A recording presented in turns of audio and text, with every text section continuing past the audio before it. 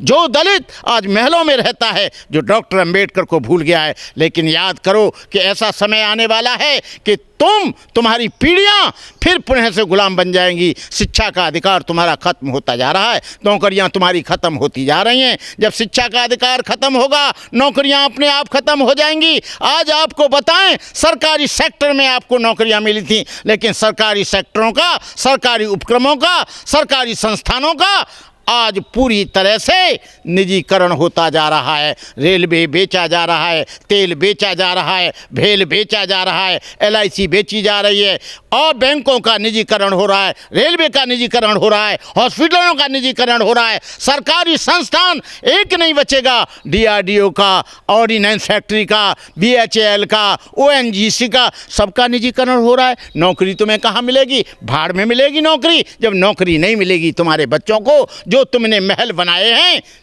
वो सारे के सारे बच्चे उसका मेंटेनेंस कर नहीं पाएंगे, गांव में चले जाएंगे। मैं तुमको पूछना चाहता हूं, जो 2 अप्रैल 2018 को जो आंदोलन हुआ, उसमें किसी भी अधिकारी का बच्चा नहीं मरा, उसमें किसी भी पूंजीपति का बच्चा नहीं मरा, उसमें किसी का भी बच्चा नहीं मरा। उसमें बच्चे मरे तो मध्यम श्रेणी के लोगों ने आंदोलन किया, और उस आंदोलन की बदौलत तुम्हारा फिर एट्रोसिटी एक्ट जो था पुनः से वैसा का वैसा ही लागू हो गया। ये एट्रोसिटी एक्ट उन्होंने किसी एक जाति के लिए नहीं, किसी एक वर्ग के नहीं, उन तमाम अनुसूचित जाति और जनजाति लोगों के लिए उन लोगों ने अपने जीवन की कुर्बानी दी। उनका बच्चा कोई 18 साल का, किसी का 20 साल का, किसी का 25 साल का, गोद खाली हो गई। तुम लोग ये जो देख रहे हो, ये 2024 में मोदी जी आ रहे हैं, मनुस्मृति लागू होगी, संविधान खत्म होगा, तुम्हारे बच्चे वहीं पर जहां से शुरू हुआ है तुम्हारा जीवन, आज वहीं पर पहुंच जाएगा। भंते जी, कल बाबा साहब की जयंती है, पूरे देश में, दुनिया में तैयारी हो गई है। आप क्या सोचते हैं बाबा साहब की जयंती को लेकर? क्या उन्होंने जो सपना देखा था, क्या वो सपना उनका पूरा हो रहा है भारत में? कल अम्बेडकर जयंती है। इस अम्बेडकर जयंती में कुछ ऐसे लोग भी आएंगे, रिटायर्ड लोग, जिन्होंने कुर्सी पर बैठकर कभी अम्बेडकर को माना नहीं, अम्बेडकर को जाना नहीं, अम्बेडकर के मिशन के लिए कभी त्याग और कभी सहयोग नहीं किया। कल वो अम्बेडकर का नारा बड़े जोश खरोश के साथ लगाएंगे और ये साबित करेंगे, जो रिटायरमेंट होकर आ रहे हैं अम्बेडकर के भक्त, वो कहेंगे कि हमसे बड़ा अम्बेडकरवादी कोई नहीं है। क्योंकि कुर्सी पे बैठ के उन्होंने कभी अम्बेडकर के लिए काम नहीं किया, लेकिन कुर्सी से हटते ही वो बहुत बड़े अम्बेडकरवादी बन जाते हैं। कि अम्बेडकर मिशन या अम्बेडकर कोई झाड़ फूंक नहीं है, गंदा तावीज़ नहीं है, तिलक छापा नहीं है, माला और चिमटा नहीं है। डॉक्टर अंबेडकर कोई जादू टोना नहीं है। लेकिन इन लोगों ने डॉक्टर अंबेडकर को, कुछ भक्त लोगों ने ऐसे कर दिया जैसे कोई तिरुपति के दर्शन करने जाते हैं, ऐसे कर दिया जैसे बालाजी के दर्शन करने जा रहे हैं, ऐसे कर दिया जैसे वैष्णो देवी दर्शन करने के जा रहे हैं। डॉक्टर अंबेडकर वैष्णो देवी नहीं है। डॉक्टर अंबेडकर की मूर्ति में कहीं मत खोजना कि अंबेडकर रखा है। ये लोग जो भक्त लोग हैं, डॉक्टर अंबेडकर की मूर्ति में वो देख रहे हैं कि डॉक्टर अंबेडकर का सपना पूरा होगा, और डॉक्टर अंबेडकर के गले में माला डालकर, उस मूर्ति पर माला चढ़ाकर हम लोग अंबेडकरवादी हो जाएंगे। अरे भाई, अंबेडकर जयंती पर तुम मूर्ति पर माला और विचारों पर ताला लगाते हो, कभी भी तुम अंबेडकरवादी नहीं हो सकते।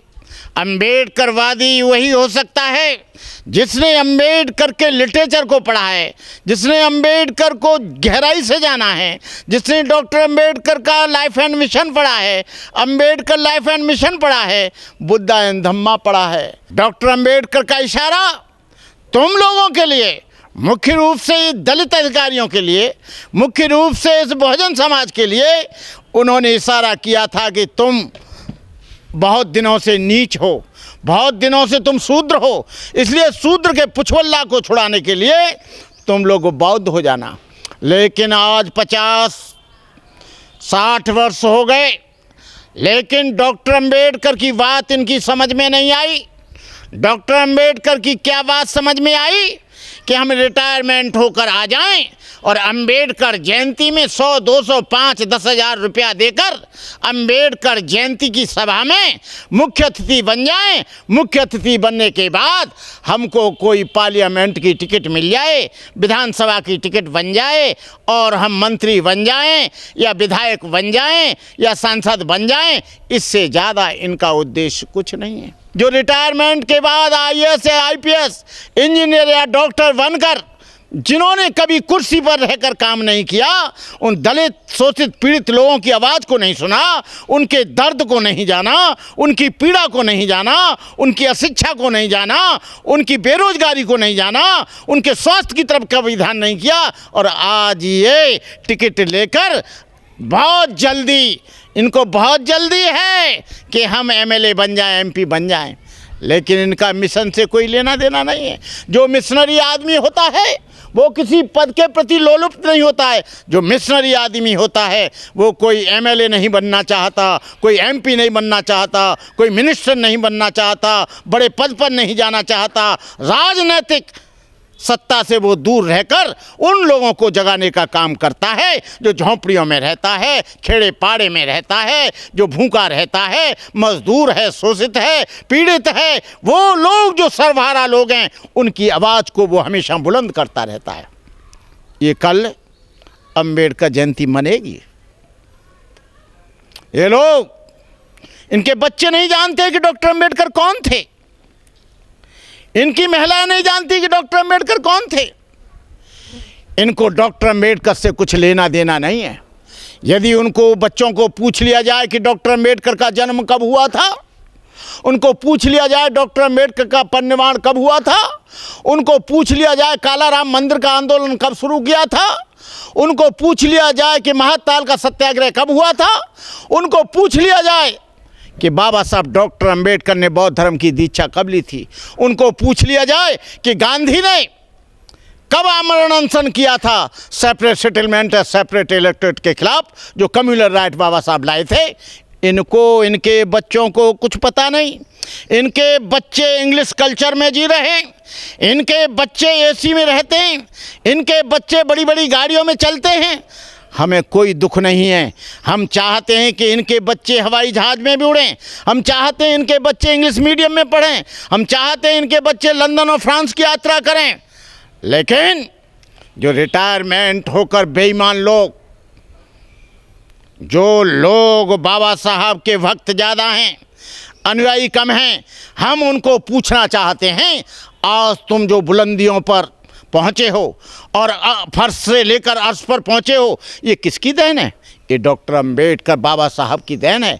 बाबा साहब डॉक्टर अंबेडकर यदि संविधान में तुमको शिक्षा का अधिकार नहीं देते, पढ़ने का अधिकार नहीं देते, नौकरी का अधिकार नहीं देते, रिजर्वेशन नहीं होता, तो तुम्हारे हालात क्या होते? जो गांव में रहता है खेड़े फाड़े में, झोंपड़पट्टी में, वहीं पर तुम खांसते खांसते, टीबी होते हुए वहीं पर खांसते खांसते मर जाते, तुम्हारी चमड़ी काली पड़ जाती, तुम्हारी हड्डियां रह जाती। लेकिन बाबा साहब डॉक्टर अंबेडकर ने तुम जैसे गुलामों को, तुम जैसे निठल्ले निकम्मे लोगों को, तुम जैसे भक्तों को बाबा साहब डॉक्टर अंबेडकर ने पढ़ने का अधिकार दिया, तो तुमको नौकरी मिली। नौकरी मिली, तुम्हारी जेब में 4 पैसे आए, 4 पैसे आए, बड़ी बिल्डिंग बनाई, उसमें LCD TV लगाया, बड़ी बड़ी गाड़ियां खरीदी, बड़े बड़े सोफा सेट डाले, डाइनिंग टेबल डाला। ये सब बाबा साहब डॉक्टर अंबेडकर की वजह से उनके बच्चों को विरासत में ऐशो आराम मिला है। उनको अपने बच्चों को समझाना चाहिए कि आज जो कुछ भी तू है और आज जो कुछ भी मैं हूँ, आज जो कुछ भी तू महल में बैठा है, आज जो कार में चलता है, वह तेरी नहीं, तेरे बाप की नहीं, ये बाबा साहब डॉक्टर अंबेडकर की देन है। आज जो तू एक्वागार्ड का पानी पीता है, जिस बाबा साहब डॉक्टर अंबेडकर ने एक्वागार्ड का पानी नहीं, उन्होंने महाताल का सत्याग्रह करने के लिए जो कुत्ते बिल्ली पानी पी सकते थे उसका आंदोलन चलाया और बाबा साहब की हाथ टूट गया। क्या तुम्हारा कभी हाथ टूटा? तुम आज एक्वागार्ड का पानी पीते हो, आज बड़े बड़े थम्स अप पीते हो, बड़े बड़े कोको कोला पीते हो, बड़ी बड़ी चीज़ें आइसक्रीम खाते हो। ये डॉक्टर अंबेडकर की देन है। ये दलित में दूसरे लोगों की तो बात नहीं कहता, लेकिन मैं इन दलितों की बात कहना चाहता हूँ, तो उसका भाई गांव में रहता है, खेड़े पाड़े में रहता है, झोंपड़पट्टी में रहता है, उनके बच्चे, उनकी औरतें उनसे मिलना पसंद नहीं करती, क्योंकि उनका सोफा सेट खराब हो जाएगा, उनका ये सोफा, ये गलीचा खराब हो जाएगा, उनसे मिलना पसंद नहीं करते। मैं ऐसे बहुत से अधिकारियों को जानता हूं जो आज तक सबकी तो बात नहीं कहता, आज तक वो अपने गांव में नहीं गए, अपने भाइयों से नहीं मिले, अपने रिश्तेदारों से नहीं मिले, क्योंकि उनके सोफा सेट, उनका बड़ा मकान जो एसी लग रहा है, एक दिन कहीं वो हवा न ठंडी खा जाए, एक दिन कहीं वो उनके सोफा सेट पर बैठ जाए। लेकिन याद रखो, ये सोफा सेट तुम्हारा जाने वाला है, एसी तुम्हारा बंद होने वाला है, ये बड़े बड़े मकान तुम्हारे छूटने वाले हैं। मैं कोई भविष्यवाणी नहीं कर रहा, लेकिन आज के हालात को देखते हुए ऐसा लग रहा है, क्योंकि हम उन्हीं लोगों की उन्नति हुई है जिन लोगों को नौकरी मिली, उन्हीं लोगों की उन्नति हुई है जिन लोगों को सर्विस मिली, उन्हीं लोगों की उन्नति हुई है जिन लोगों को नौकर पैसा लोग थे। आज भी हमारा समाज वहीं का वहीं है, लेकिन इन नौकर पैसा लोगों ने कभी मुड़कर नहीं देखा। जो मध्यम श्रेणी का आदमी है, जो क्लर्क है, जो यूडीसी है, जो एलडीसी है, जो छोटी नौकरी कर रहा है, जो चपरासी है, वही बाबा साहब के मिशन की ईमानदारी के साथ सेवा कर रहा है, वही सबसे बड़ा अनुयायी है। बाकी तो ये भक्त हैं, दिखाने के लिए कल पार्लियामेंट पर जाएंगे, और ये यहीं पर नहीं, ये दलित प्रेरणा स्थल पर भी जाएंगे और वहाँ पर कुछ चंदा देकर मुख्य अतिथि बनेंगे। मुख्य अतिथि बनकर फिर ये तलाशेंगे, राजनीतिक संगठनों से मिलेंगे कि हमको टिकट मिल जाए तो एमपी मिल जाए। इनकी कुर्सी नहीं जानी चाहिए, लेकिन तुम्हारी कुर्सी भी जाएगी, तुम्हारा घर भी जाएगा, तुम्हारा परिवार भी जाएगा, तुम्हारी गाड़ी भी जाएगी, क्योंकि तुमने ईमानदारी के साथ डॉक्टर अंबेडकर को स्वीकार नहीं किया। डॉक्टर अंबेडकर की बाकी तो सब मैं भक्ति ही मानता, उन लोगों को अनुयायी मानता हूं जिन लोगों ने बाबा साहब की 22 प्रतिज्ञाओं को पूरी ईमानदारी के साथ पालन किया और अपने जीवन में धारण किया। बाकी तो सब लोग भक्त हैं, जैसे कोई वैष्णो देवी का भक्त है, कोई जो है तिरुपति का भक्त है, कोई बालाजी का भक्त है, कोई कहीं का भक्त है। बाकी तो ये सब लोग दिखावा कर रहे हैं, मूर्ति पर माला, विचारों पर ताला। अंबेडकर की किताब पढ़ेंगे नहीं, बच्चों को बताएंगे नहीं, तो निश्चित रूप से कल जो इकट्ठे होंगे वो सारे के सारे वो अनुयायी कम हैं, भक्त ज़्यादा हैं। मैं लोगों से कहना चाहूँगा इस 14 अप्रैल के उपलक्ष्य में कि आप संगठित हो जाओ, अपनी शिक्षा को बचाने के लिए आंदोलित हो जाओ, अपने रोजगार को बचाने के लिए, अपनी नौकरी को बचाने के लिए, अपने आरक्षण को बचाने के लिए, आप अपनी औलादों को शहादत देने के लिए सड़कों पर भेजने का काम करें। इन्हीं शब्दों के साथ मैं तमाम देश के अंबेडकर अनुयायियों को, अंबेडकर के मानने वालों को, जो लोग हर्षोल्लास के साथ हर साल अंबेडकर जयंती मनाते हैं, मैं उनको तहे दिल से शुक्रिया करते हुए उनको मुबारकबाद देता हूं। जय भीम, जय भारत।